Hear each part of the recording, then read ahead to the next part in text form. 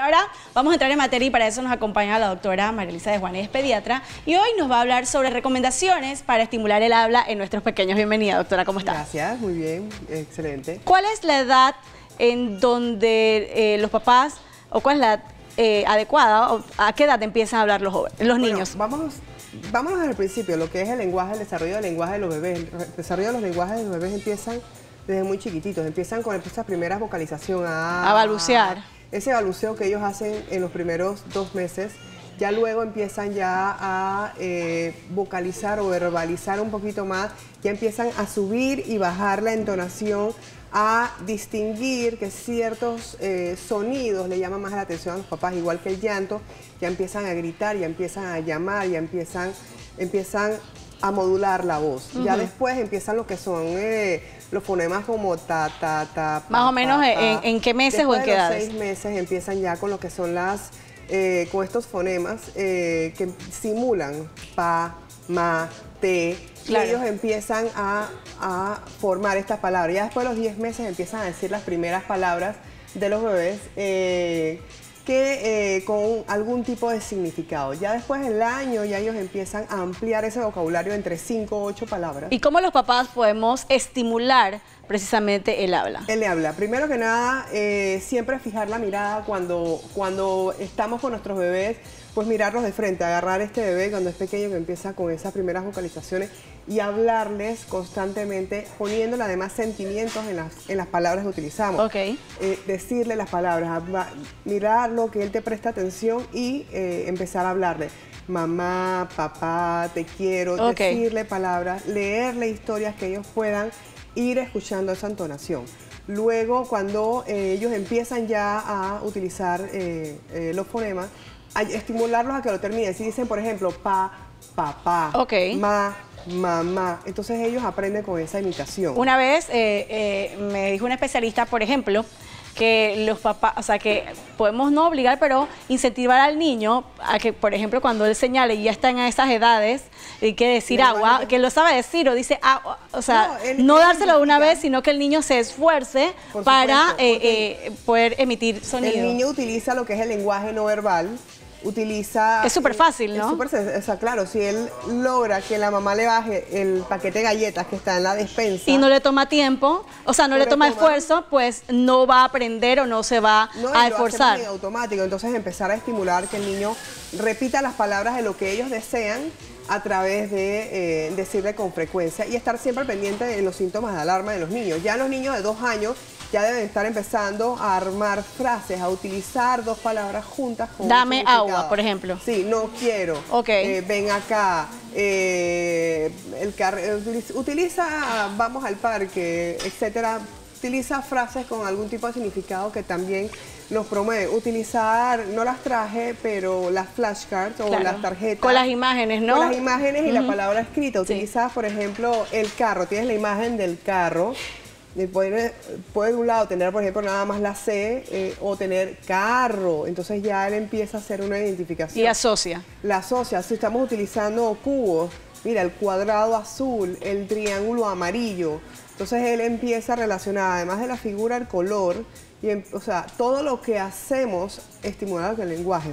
Y otra importante es los dispositivos. Los dispositivos, voy a poner la televisión para que por lo menos escuchen la voz. Ya le hemos hablado aquí un montón de veces. En realidad eso es fatal, porque eso me disminuye 200, 300, la exposición de 200, 300, 400 palabras. Y que le puede afectar en un futuro, por ejemplo, cuando empiece ya en la época escolar y empiezan a notar que de repente tu hijo no tiene el mismo lenguaje o no está al mismo ritmo que los demás compañeritos. Claro, y entonces ahí es donde los papás van a la consulta y te preguntan, mi hijo tiene algún problema de lenguaje, me gustaría llevarlo con algún fonoaudiólogo que le haga algún tipo de evaluación, y entonces ahí es donde uno pues le toca explicarle. Entonces, síntomas, alarmas, siempre lo que hacemos desde pequeñitos, desde que son recién nacidos, primero verificar que el niño está escuchando bien. Un niño que no escucha no va a aprender a hablar.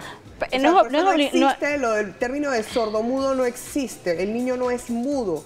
El niño tiene íntegra su capacidad de hablar. Pero no sabe cómo. Pero no sabe emitir sonidos porque nunca los ha escuchado. Claro. Entonces, en realidad, el término correcto es sordos o una discapacidad auditiva. Entonces, primero tenemos que verificar que el niño escuche bien. Si el niño escucha bien y no tiene ningún tipo de obstrucción, igual, resfriados frecuentes producen alteración del sonido. Cuando estamos súper resfriados, que no escuchamos nada porque estamos con los oídos hartos de mocos, en realidad no vamos, o sea, estamos tapados, así es. Entonces no vamos a poder escuchar. Entonces estos niños que se resfrían con frecuencia pueden tener una alteración del habla por obstrucción. Doctora, por ejemplo, estos niños que no pronuncian ciertas letras correctamente, por ejemplo, la R. ¿Qué pasa con esos niños? Depende mucho de la edad. Estos niños realmente hasta después de los 4 años pueden tener algún tipo de tartamudeo que es fisiológico o pueden tener dificultad para pronunciar ciertas palabras. Eso puede ser porque tiene el frenillo corto. Realmente el frenillo no, o sea, tiene que ser un frenillo o demasiado corto, algo que realmente produzca una limitación de la lengua, pero en realidad estos niños, esto es como el niño que nace sin alguna extremidad o algún tipo de discapacidad. Aprendemos a compensar y el cerebro sí, resuelve. Exacto, el cerebro se resuelve, es muy hábil para eso, entonces en realidad el frenillo no, sino que con una evaluación correcta y además corregir, porque es que también los adultos dejamos pasar. Lo que no debemos hacer con los niños es decirles no se dice así, sino por ejemplo el niño dice la famosa palabra gómito, bueno, decirle al niño vómito, o sea, explicarle... Solamente... explicarlo, pero no con una... la palabra como es hasta que él empiece, por ejemplo... No regañarlo. No regañarlo. Hay otra palabra que ellos utilizan, rompido.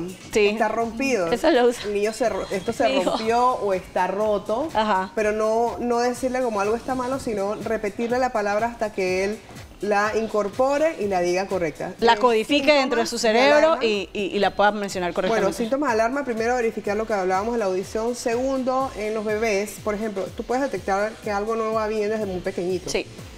Los bebés en el tema de la modulación, o sea, por ejemplo, el niño que vocaliza o vocaliza muy poco, es el niño que está muy quieto o casi no se expresa. Desde muy chicos es normal, desde muy bebés es normal que se expresen, de alguna manera. Es que ellos modulan y te imitan, y si le sacas la lengua te la sacan, o sea, tú los ves. Otro síntoma de alarma es el niño que no modula la voz, el niño que mantiene un solo tono de voz, eso debe llamarte la atención. ¿Eso qué puede ser? Que empiezan Nunca había escuchado eso, wow. Algo que no está bien, y el niño tiene bla, o sea, el niño te va hablando en su lenguaje o en su jeringonza, como le decimos. Exacto. Ellos, pero modulan, suben, bajan, cambian el tono, gritan, ponen la voz más grave. Entonces, eso es un lenguaje que es normal. Si el niño mantiene un solo tono y no mezcla los fonemas, ya te debe llamar la atención. Importante entonces estar muy pendiente. Hablar, el niño que se queda con el pa o el ma y ya tiene 15 meses y es ma, ta, ya ahí presta atención, aquí hay algo que debe. Entonces, ahí con tu pediatra, de la mano de tu pediatra, debes pues pedirle la consulta o hacerle la observación. El tiempo de consulta a veces es muy corto y uno trata de estimular que el niño hable o en las áreas Esto de repente juego. al principio puede funcionar con terapia o dependiendo del diagnóstico, me imagino. Primero, sí, claro, hacemos el diagnóstico primero, prestamos atención, empezamos a hacer las correcciones, vemos qué hay en el ambiente. Corregimos. También puede ser que un niño que no se esté estimulando correctamente o que nadie le hable porque piensa que es un bebé que no entiende y que no, dejen, o sea, ese es el error que cometemos los adultos siempre. Leerles, yo siempre les estimulo la lectura. Además que les estás incentivando otras cosas, doctora. Sí, es que es muy completo porque, por ejemplo, estos libros infantiles, todos los que tenemos niños que tienen texturas, que tienen colores, que pueden tener sonidos, la cantidad de palabras que expones al niño a través de una lectura, que puede ser incluso más de lo que hacemos en una conversación diaria jugando con el niño. Todas esas cosas del cerebrito que está tan frágil y tan ávido por aprender, lo absorbe y después pues vemos los efectos de esa estimulación. Bueno, muchísimas gracias, doctora María Elisa de Juanes, por esta interesante entrevista sobre cómo estimular el lenguaje. Ya usted ha escuchado varios tips que nos ha dado nuestra pediatra. Importante la observación. Y si ya usted siente, y nosotros los papás tenemos instintos, sobre todo las mamás, ese instinto que algo no está bien, sobre todo si tú tienes un primer hijo, ya, o sea, si ya eres madre primeriza, ya cuando viene el segundo y tercero, tú tienes mucho más capacidad para observar.